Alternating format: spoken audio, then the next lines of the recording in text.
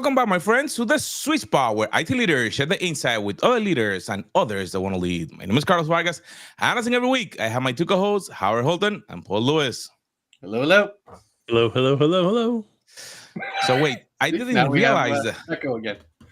Echo. Hello, hello. You know, Howard, you got new glasses. I did. These are the Ray-Ban Meta, whatever, AR glasses. So those are the AR? I mean, I think that's what they call them, but they have no display at all. So how they're do you not see it? augmenting They're anything. cameras and microphones and audio. So I quite enjoy them. any AI help at all, or because I saw some that Sure. have something. So they have Meta AI built in. It's not really built in, but the feature is integrated. So you can activate it and say like, "Hey Meta, what am I looking at?" And it's supposed to identify the world around you and whatnot. It's a bit of a battery suck, so I really haven't spent a bunch of time digging into it, and it doesn't do things that I would find really interesting.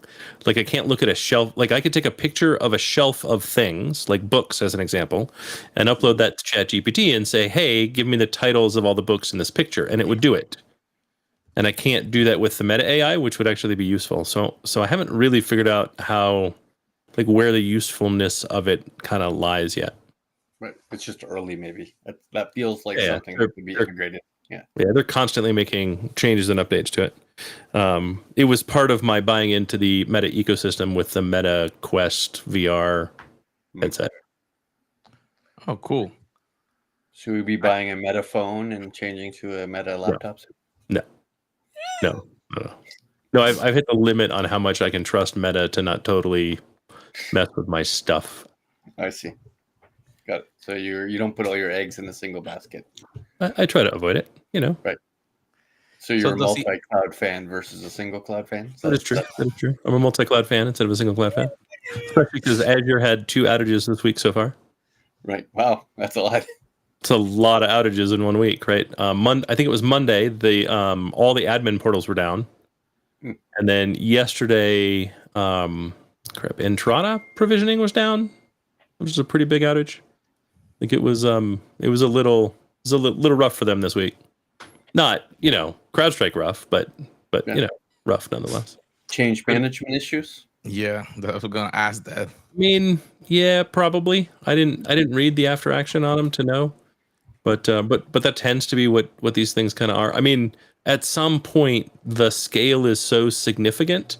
I don't know how you do accurate testing, and some of it just falls apart just based on the amount of kind of replication delays that occur that cause problems. Mm-hmm.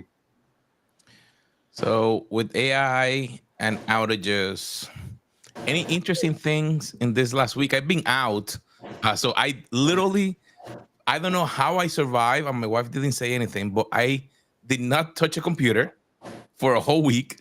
Wow. I have my phone, but I was just taking pictures and stuff like that. But I'm like, no video creation, no nothing for a week. So wow. Back on what day did you start getting the shakes?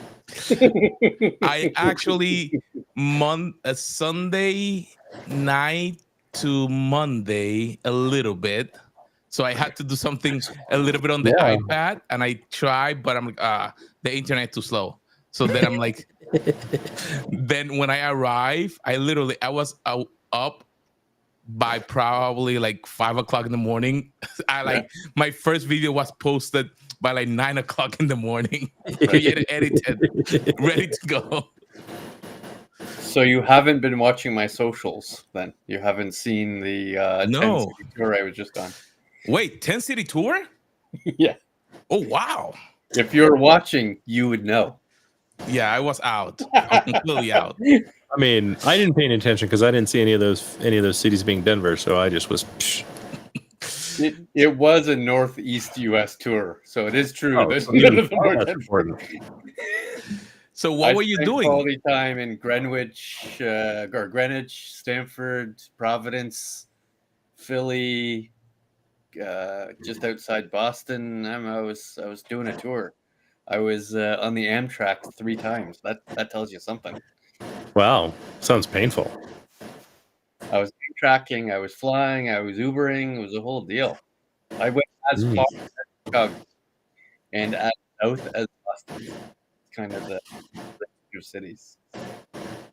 And then we'll do the exact same. We started in Atlantic Canada. This is the east, likely southeast.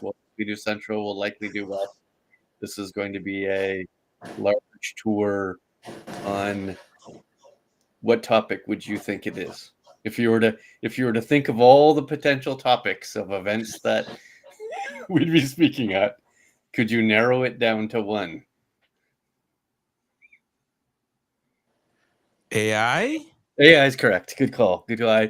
You were thinking for a bit. You were mulling Yeah, I'm like, over a variety of topics, but AI is in fact correct.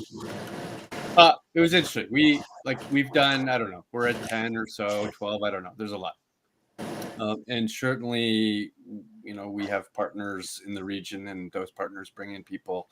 And you can tell from the participation at the content that they were like edge of their seats, right? What I was saying, sort of the pragmatic perspective of what it is, what it isn't, how you should think of it, where are the pitfalls, and if you wanted to attempt to do it, this is how I think you should do it. But more importantly, there was a lot of questions of, am I really that far behind? And is it true that others are doing it measured in days instead of months like I traditionally do it? And then, of course, my response is, no, you're fine. Right? Yes, there are edge cases of people with hundreds of ML models, but most don't. And yes, there are lots of edge cases where they're doing things in a week's time, but most are not, right? So it's helpful. My observation is that once people in the room, they are keenly interested in the content because it's very pragmatic and practical, but getting people in the room has its challenges. Some of it's timing, right? But I think a lot of it is topic. And I don't know, Howard, Carlos, there's varying degrees of topics that we see in online events or physical events or even like massive conferences, just sessions. I struggle sometimes with the marketing topic name, the accuracy of a topic name, or the pull, right? The clickbait title. I'm not sure which one's the most effective. Like, what are your thoughts just on this?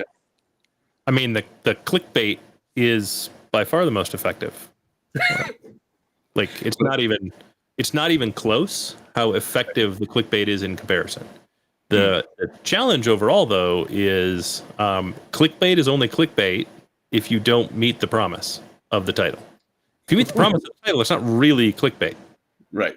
Right. The reason we all get upset by it is because they go, see this one trick that'll save you millions. And it's a very common thing that doesn't save anybody millions. Right. Right.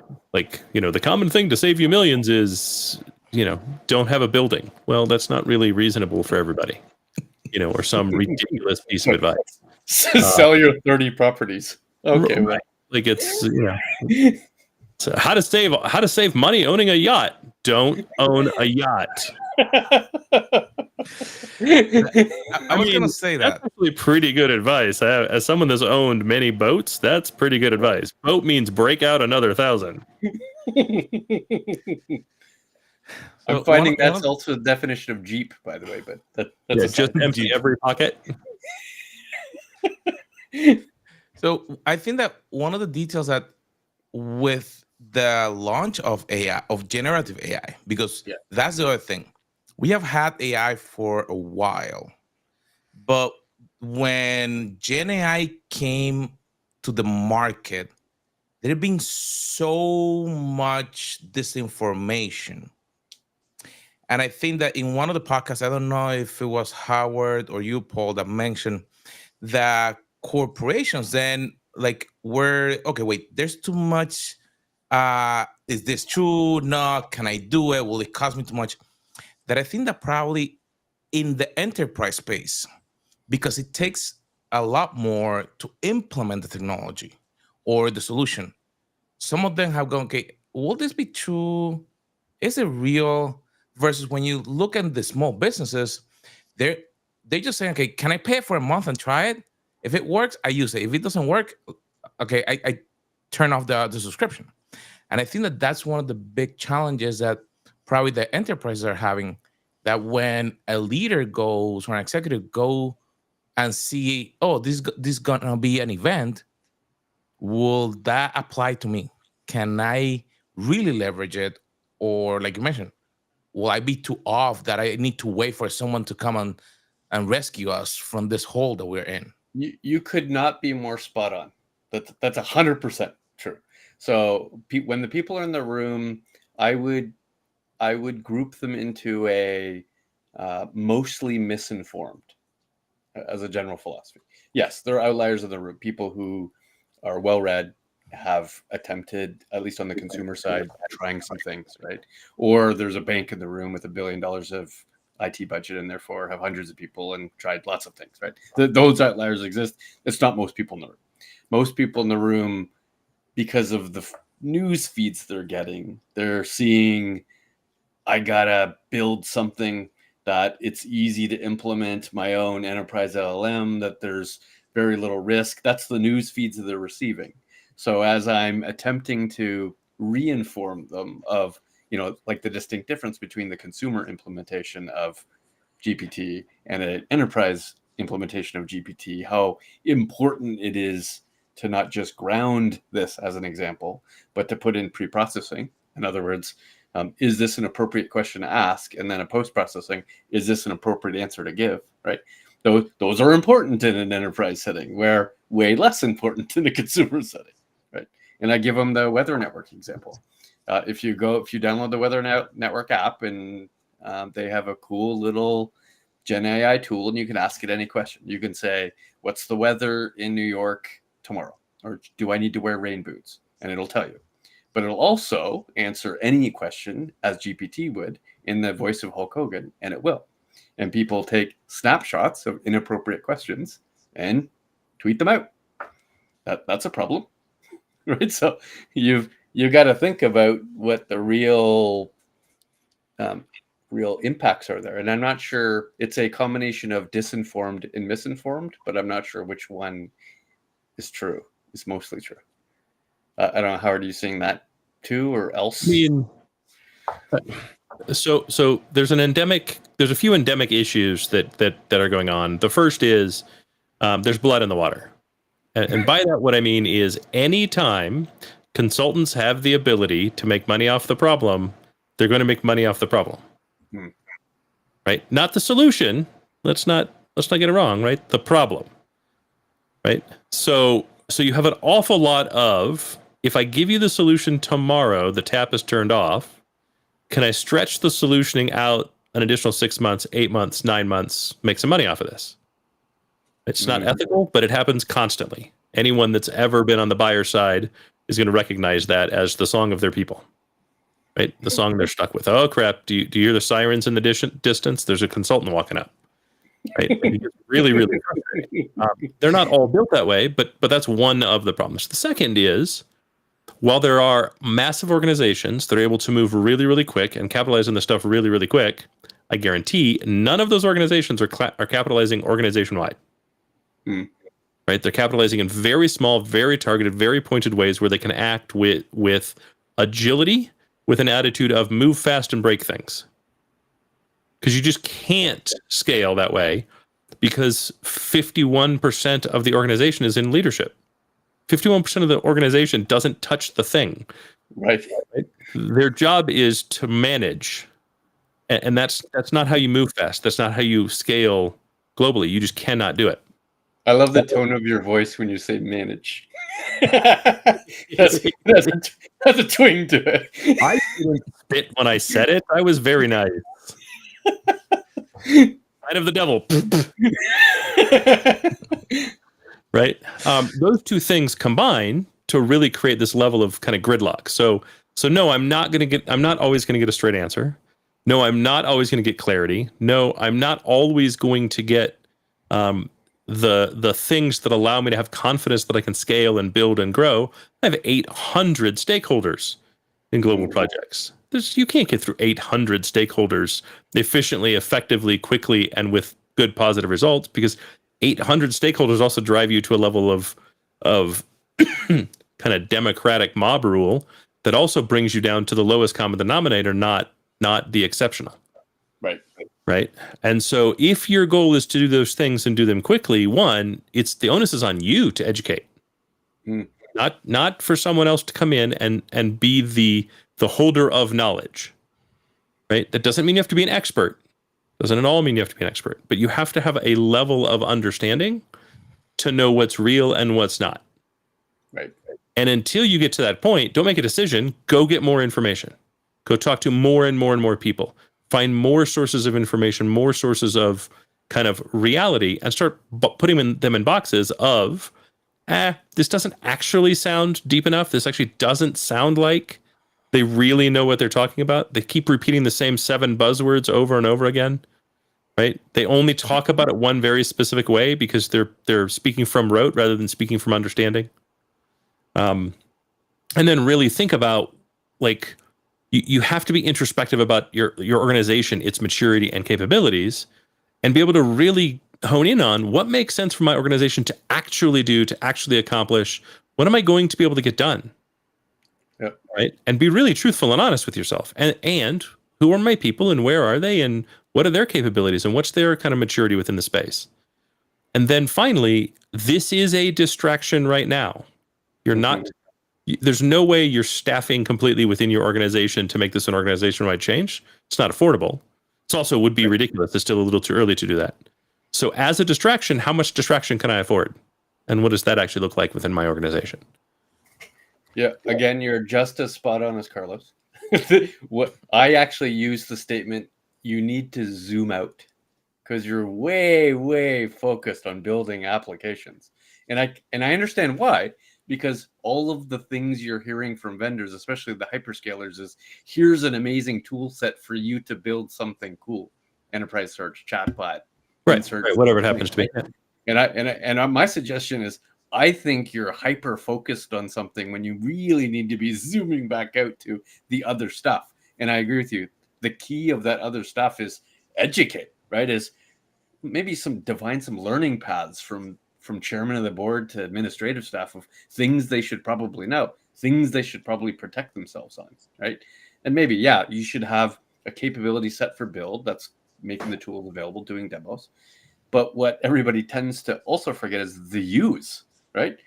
All of your core systems have AI functions embedded in it. Use those. Like those are just as valuable as you building an application. And then exactly how you said, well, then you've got to have the governance in place. That might just be policy, and you have to have a discussion of what you're willing to invest, right? You're not going to blow twice as much as you're currently blowing in your BI team in this world, right? Or maybe you are, but have the conversation, right? Zoom out so that you can see all of those things, because the reality is the chairman of the board is just looking for the check mark. The check mark doesn't have to come from this chatbot you created to dramatically change your customer journey. It could mean, right? It could mean, your ITSM tool, you're now, you're better predicting what fixing that change management problem might look like. That's okay too. Well, and also we're at the experimentation phase. Knock off the ROI crap. Right. Knock it off. You're making an investment in the future. There is no ROI. Right. And every time you go, well, what's my ROI? And you actually answer in any way other than there is no ROI, don't be dumb, you're setting yourself up for failure, because now what you're doing is you're backing yourself into a corner of, where can I apply AI in such a way that I understand all of the pieces well enough to compute both the cost today, the cost over 3 years, and what my ROI is, and do a burn down chart to get to the point where I'm showing a return on that investment. It's not going to happen. By the time you computed the chart, the variables will change again. There will be a new model with a new price point and a new point with a new value that you're going to have to start all the testing all over again. So knock it off. Today you're at experimentation. If you require an ROI, you're not ready for it. I said it's buying a house. It's buying a car, not buying a house, right? Like figure out how much you're willing to spend and spend that. That's your investment, right? That's not your return. Sure. Your house is your return. Buy as big a house as you think that's going to grow, and that is part of your retirement. That's not what this is. What this is buying the car, right? Well, you've also decided that you need to live on a brand new discovered island in beachfront property. Cool. So you have the beachfront, and you've just dropped a mobile home in place. That's a great. Mobile home is going to degrade in value every day, every month, every week, while you figure out where's the right place to put the house, where do I want the view, what are the rooms I need, how many people am I going to entertain, and start architecting a home. Right. You're starting with a mobile home. That thing's not going to be worth more value. You're not getting an ROI from it, but you're doing that so you can build the correct house. If instead you just drop a house in, hey, guess what? We just built your house, and I'm sorry to tell you, but the water lines moved 8 feet. The first 25 feet of your house are completely underwater. I don't know what to tell you. It happened. That's just too bad. We now have to demo your house. Guess what? No ROI there either. Right. So we invest a little bit of money now and lose it to not lose large amounts of money later. Right. And I think companies are missing that. They're trying to, at least that J curve conversation we constantly talked about at Hitachi, right? It's you cannot innovate without the J curve. Right. You're not going to hockey stick on innovation. You have to invest. So you're going to dip. You're going to take a little bit of money in the shorts. Just make it a small J. It doesn't have to be the biggest J in the world. Make it a small J. Don't make it an Air Canada sized J. Small J. So are we having like a similar conversation like when cloud came out, that everybody to look that they were doing something, they needed to have like a cloud strategy or say that they have something? I mean, yeah, we had some cloud washing, but that was also the problem. Right? The problem with cloud adoption, we're still facing the results of that initial cloud washing that we did. Right? We're still facing the, oh crap, I didn't do anything. Oh crap, now I have to do everything. And oh, by the way, none of it's going to work because I never evolved. I just went, well, if you're going to force it, I'll just kick everything into the dump that the cloud then becomes, right? And you're really just shifting your cost model to one that's far more expensive. And people are almost like doing it while flipping the bird. Well, I guess if you're going to make me, well, no one needed to make you. You did need to recognize that this is a new operating model and a place you should exist as well. But you screwed around so long, now you're lost. And AI has done that, but it's done it at 100x the speed. That's what I was thinking. And we're still doing the same behaviors, right? We're still doing the, well, I'm not going to do it. Well, I don't want to do it. Well, I'm not going to do it. Well, I don't want to do it. Well, I guess I'm going to do it, but I'm going to do it really poorly. Yeah. Cloud, for some, became the worst of all worlds, where it just became another address for their data center. They operated just like the data center. They made no changes to their actual operations model, but now it's way more expensive. And it's expensive. And it's complex. And they didn't alter their security practices to take into consideration the complexity of the cloud and how it runs different. And so it's built like a single layer. It's built like a sieve, right? It's built like a piece of mesh screen. Why is this not so? Why are we constantly getting such weird traffic? Well, that's everybody. Like that's China just owning your network. Like like Jesus, people. That's right. You were relatively anonymous in your own data center. Right. Now you were the target in the cloud. Right. Welcome to being the target. And in some cases, it's so bad, no attacker believes it to be a real institution at first because no one would put up a honeypot on purpose. Right? It looked like a honeypot. Like no one would make these decisions on purpose. Well, sure, because we're just running it just like we ran it in the data center. Right. It's not the data center, buddy. So I would say AI is slightly different in that one could argue the data center staff knew how to operate stacks, right? Where AI is either a completely different skill set they're not used to, or they chose to give it to the BI team to implement versus the software engineering team to implement. And therefore, not only did the BI team have a lack of skill set, they have no idea how to even define most of the terms, right? Because they think ML equals AI, when arguably ML has BI uses, but it also has AI uses that are distinctly different than BI uses. Well, right? technically, ML is a subset of AI. AI is not a subset of ML. Also, your Right. BI team has likely never used machine learning, but thinks any statistical modeling is machine learning because they were sold it that way by a vendor who also doesn't know the difference. Right? Like we're back to that perversion of language thing that I think we've talked about for the whole life of this podcast. And so now, and generative AI isn't AI. It's a form of AI in the same way that ML is a form of AI. And yet all of that gets lumped together into one brick. And you go, cool, we'll give it to the software development team. Software development team is not analytics people either. Right. So they're not really the right place for it. The BI team couldn't be further away from analytics, right? That most of them are moderately fancy, not even highly fancy spreadsheet people. Yeah. Right? You didn't really develop your data science team, and they're always running around with their hair on fire because they don't have the ability to scale. It needs to be a practice built from the ground up to be a scalable, sustainable practice, not a shortcut thing that we threw over the fence so we can say, yes, we have AI. And if that's your goal, just be honest about it. Like just internally, you don't have to tell the street that, but internally, just be honest about it. Look, guys, we just need to check a box. Can you put AI somewhere so we can say we're working with AI? Great. I'll put it somewhere where the risk is completely minimized. Like there's all kinds of ways to do that, but you have to be honest about it so that you don't set yourself up for failure, and so you don't set your teams up for failure, because you're likely to set your teams up for failure if you go down that path incorrectly. And the Will the coffee hyperscalers are machine making this count? work. Sorry? Absolutely.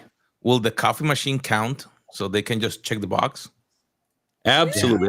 I think the coffee machine's a great place to put it. Embedded feature. Yeah, just like we used to embed MP3 players into toasters, which is not a joke. There were actually toasters sold with embedded MP3 players. Well, they're 3 minutes, right? So you got to listen to a song. But like, I think hyperscalers are making this worse by showcasing a bunch of use cases, right?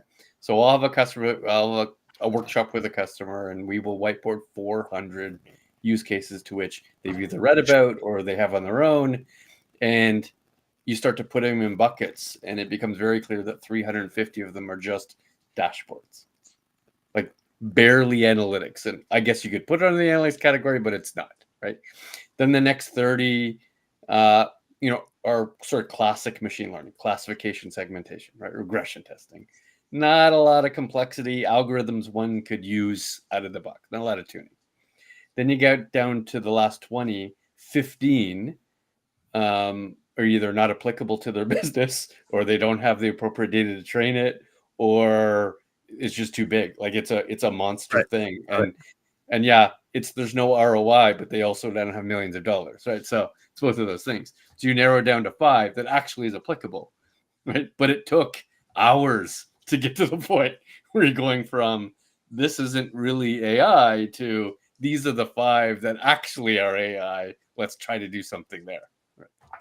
Well, and then by the time it's all said and done, they're likely to also walk away going, oh, crap, do you think we can actually do one of those 5? Like those sounded interesting, but do you think we can actually do it? Right. We don't actually have the skill set, the tools,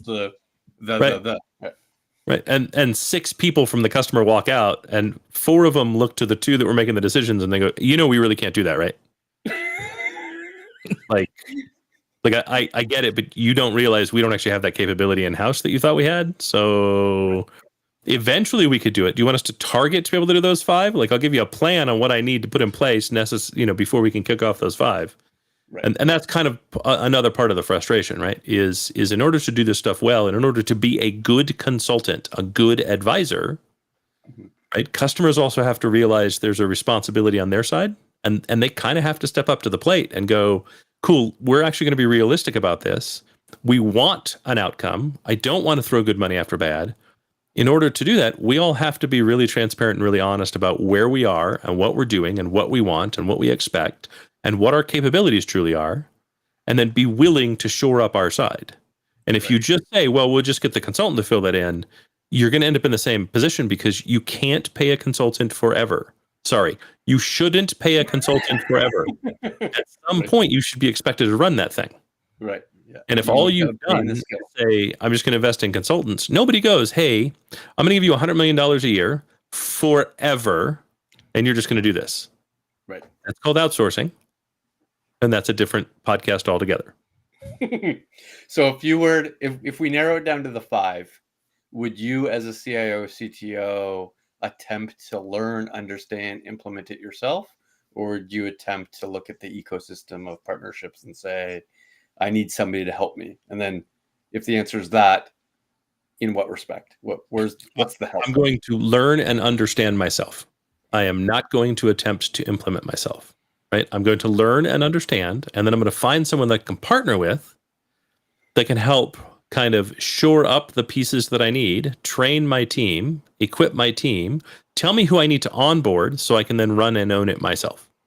So that by the time the project ends, whether that's a 3-month project, a 3-year project, or a 5-year project, I'm owning and operating it myself. And let's be honest, with like today with AI, you should not be looking at more than a 3 or 6 or 9 month project. Right. If you're legitimately looking at an AI project and they're like, it's going to take 18 months. Don't even start it. Gen AI is going to look so different in 18 months. Why would you start that? In 16 months, it would probably go from an 18-month project to a 2-month project. Stop it. Right. It's going to change so fundamentally. Do things that you can get done in 3 or 6 months max. Right. And know that it is highly likely to be replaced at some point in the future. Right. Very soon. It's Some highly other likely to be tool, replaced very soon. some other embedded feature of something you already have might have that. Like you might make the mistake of building a code conversion tool for your awesome product and then find out it becomes a feature of the IDE Right. in the next release. Yeah. So Yeah. Very, very quickly. The evolution is we've never had technology evolution that is this fast ever in anything. And anyone that tells you anything different is trying to sell you something that they themselves don't understand. Right. So seriously, be cautious. You can lose so much money and so much reputation this way. Please be cautious. So, Paul, based on that comment, are those 5 projects very similar for multiple companies, even though when they're in different, let's call it verticals, or they are completely different from when you're talking to this executives or people when you have that conversation? What I would say to a customer is they're unique. What the reality is that they're kind of enterprise search. They're kind of chat with your data, right? That's what I thought. And yes, they have different search sources and different data to which they're chatting with, but come on, it's close. But that's also what you want.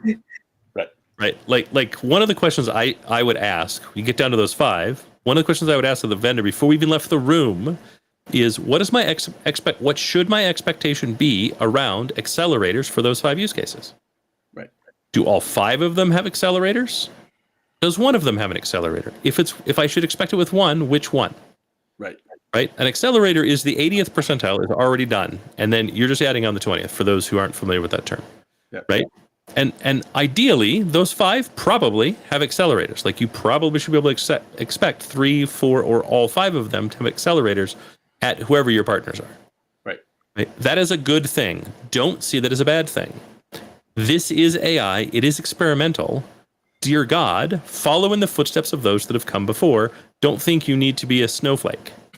And I promise you're not. You don't have to DIY everything. You're not a snowflake. Do not build your own foundational model. This is not in your best interest. Do not. If you've done nothing, then where you should be, the word you should be hearing the most is RAG. Right.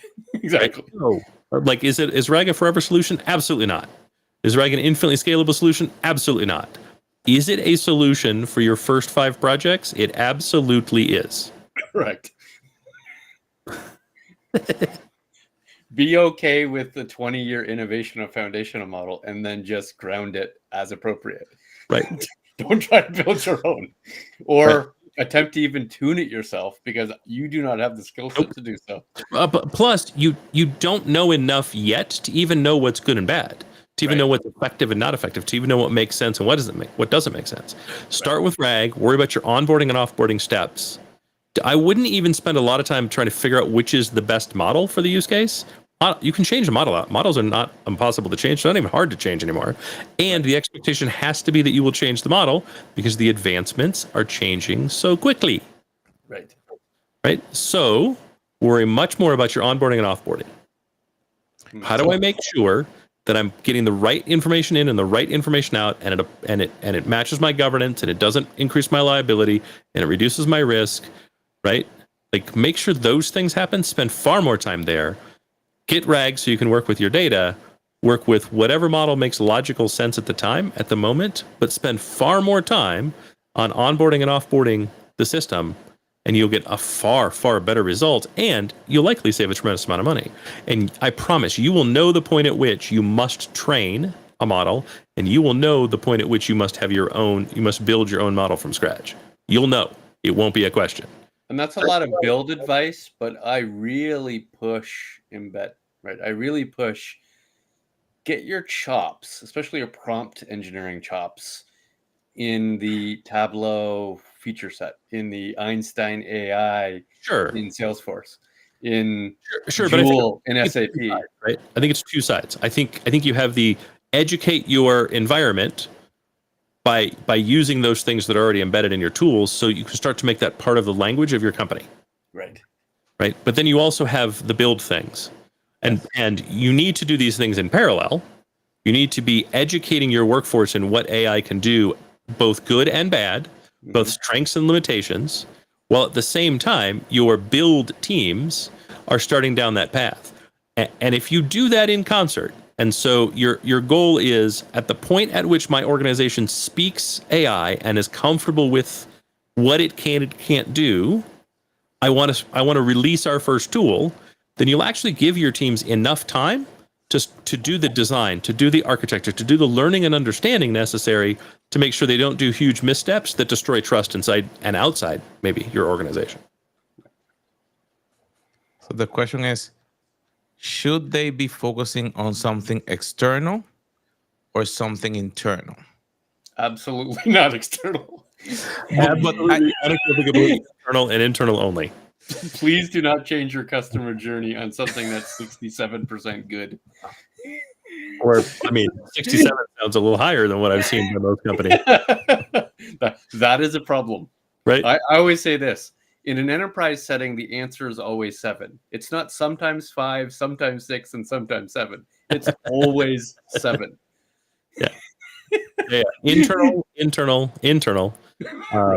Think about it for a minute, because there might be a choice of internal versus internal. Right. Until your 7th project, there is no external. And I mean 7 fully successful, fully tested, fully vetted, fully trusted implementations. Not we banged out 6 low-hanging fruit, easy 4 user things, and then hey, we're converting all of our help desk, all of our ticketing, all of our chat to AI. No. I mean, you're like you're not paying me, so you're welcome to do that. You can do anything you want. I don't really care. But the reality of the situation is you need 7 successful heavy lifts and successfully heavier lifts. Like 2 should be twice the effort of 1. 3 should be twice the effort of 2, kind of thing. Right. And then your 7th, you can talk about, do we want to do something external for the customer? And again, you'll know. Based on the success of the other 6, you'll know. And if there are people in the room that are like, I thought we'd only done 1, well, then you haven't actually done 7. And I asked just one question. What's the cost of an incorrect answer?